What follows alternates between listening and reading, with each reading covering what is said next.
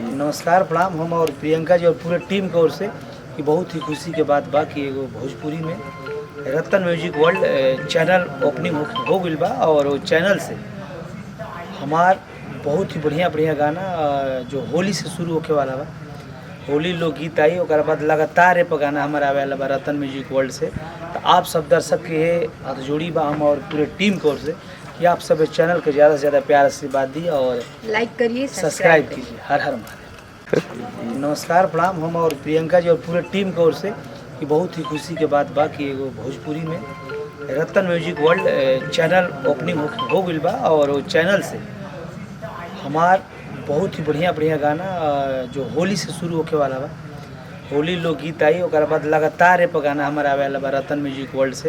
तो आप सब दर्शक के हाथ जोड़ी बा हम और पूरे टीम की ओर से कि आप सब इस चैनल को ज़्यादा से ज़्यादा प्यार आशीर्वाद दी और लाइक करिए, सब्सक्राइब कीजिए। हर हर महादेव।